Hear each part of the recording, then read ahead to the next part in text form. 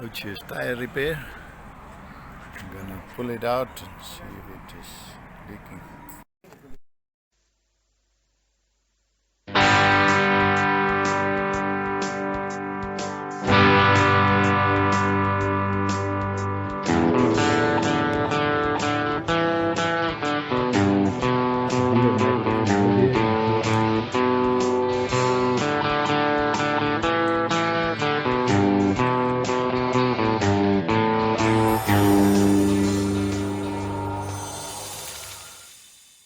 Good morning, Internet. It is like 6:45 in the morning, and we're enjoying a little walk here next to the dam in this lovely site here at Munsterland. And thereafter, we're going to pack up Kaboes, and then we're going to leave towards Kamanjab today. At first, we're going to stop at Outjo.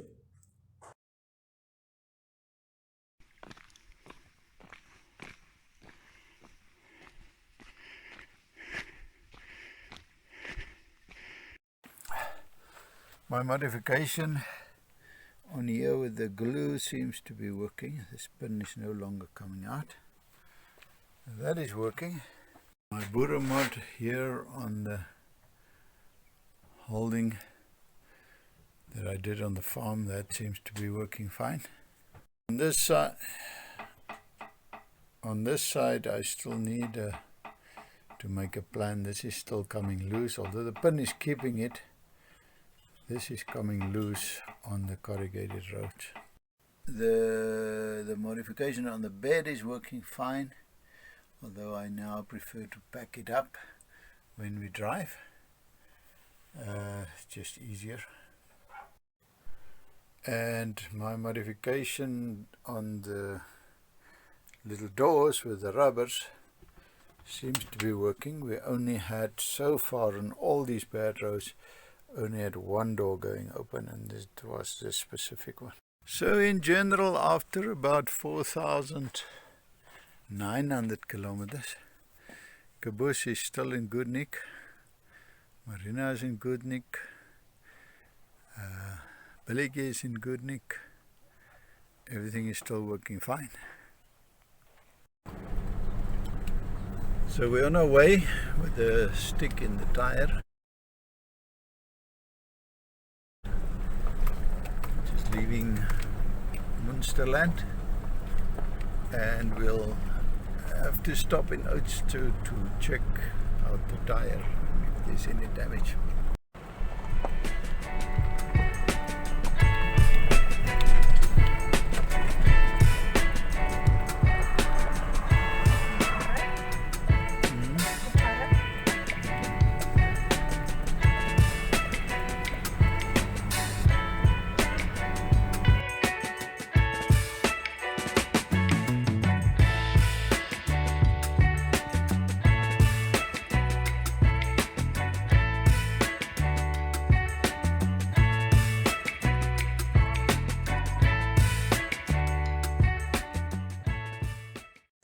City of Outjo is obviously situated here in the northern side of Namibia, and it's a small city. It's got about 7,000 residents, and the name Outjo means small hills, derived of the topography around it. Now, the town was founded in 1897 as a small military base by under the command then of Colonel Theodore van Leeuwenhoek. And the northern area of German South Africa was then explored from this military base. Now, details of that campaign of Major Victor Franke can be found in the Franke House Museum in Outjo. South of the city, as we saw in yesterday, is the Oujo River, and also near the town lies the Gamkarab Cape, which is known for its stalactites and stalagmites, but unfortunately that is on private ground and it's not open to the public, so we couldn't go there today. And we're stopping here at the Outjo tire repair, you're going to have a look. We got somebody to have a look. You're going to pull out this stick now out of the tire. And it's pulled out and we're checking for leaks. And we're very lucky that this tire isn't leaking. So we didn't need a repair. We were very lucky so far. In almost 5,000 kilometers, we still haven't had a big tire repair to do.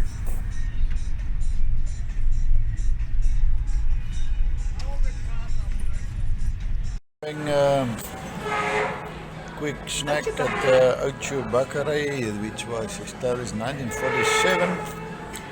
And then we're going to head up to Kamanjab.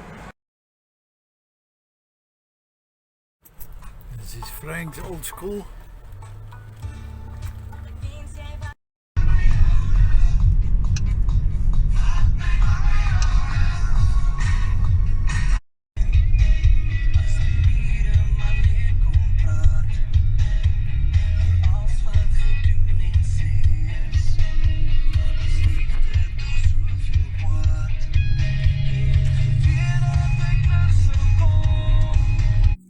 Now here we can see the anthills are red, and this side of the mountain we can definitely see that they are pointing north. I've been told they actually point to magnetic north. So very, very clear here that they're pointing in the same direction. Now the other thing that's interesting on this side of the mountain is we look at the Fransfontein Mountains. They look like small hills from this side, and they look like reasonably big hills or mountains from the other side. And the reason for that is that we're about 300 meters higher now in elevation than we were in the Oujo Valley, influencing the way you perceive the mountains.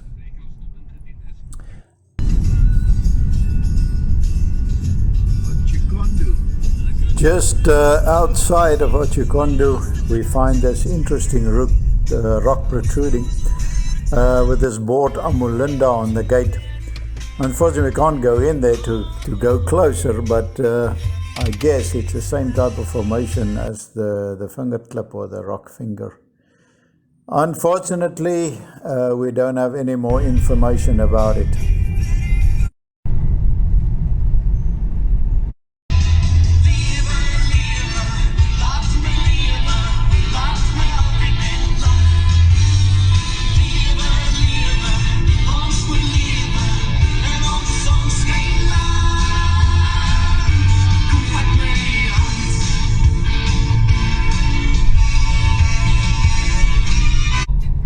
Although there's videos of us transferring from one town to another, one place from another, sometimes it's boring. We keep sharing it because it makes the trip logical.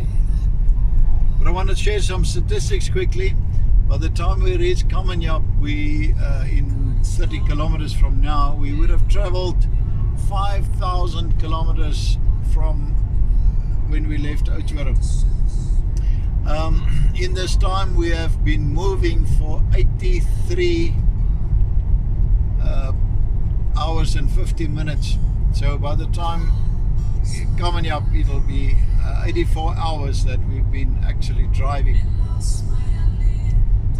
We've managed to make an average speed of 60 kilometers per hour over this period, and we were so blessed that during this period we didn't have one major problem. We didn't have a flat tire, we had no breakdowns, everything was just perfect. We thank the Lord for that. Thank you for touring with us. We are now at the apex of this one. We'll show you on the map later.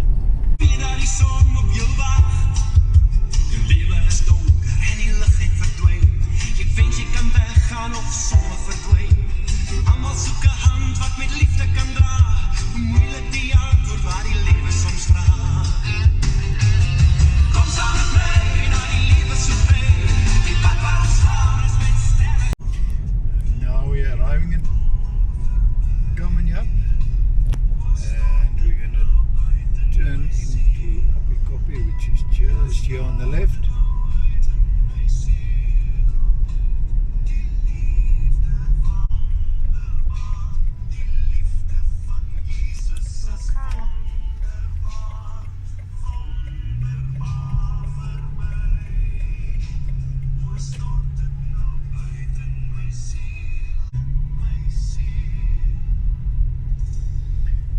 somewhere. Yeah, here we've got some board. There's a multi-save here.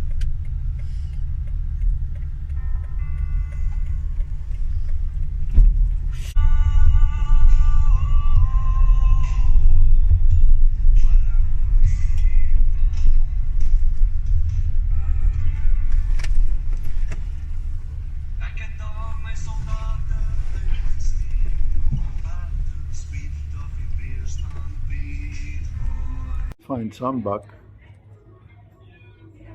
and a leopard. That's the best we can do for today. So, there's it, Copy. Where we're going to stay. We're going to depart for our campsite shortly. But this is a place we can spend some time.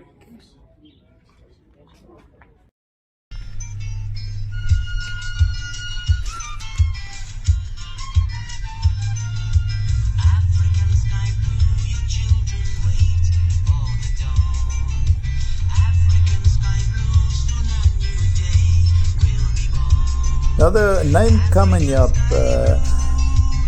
is obtained from the word Kamanjab, which in Wambo means a place of big stone. And this village of about 6,000 people that lives here in the Kunini region is self-government by 5 seats on the village council. Now in the middle of this, we've now arrived at Opikopi, which as you've already seen the restaurant and the bar and the swimming pool area. And the guys here reckon they take their tourists quite seriously, and we look forward to a very nice stay here. Opikopi is a rich state of American nature, and it's also credited as the birthplace of farm-to-table dining. Now, you will not know what Opikopi is about until you drive here to the small town of Kamanjab, and you experience the safari feeling inside here, which you can see. So now we are definitely in the north of Namibia, and today we progressed here from the farm. We followed the road, tar road to Outjo, and then from Outjo up all the way to Kamanjab, where we are now. So, Kaboes the tent is open. Everything is good in our campsite, and this will be our home for the next 2 or 3 days.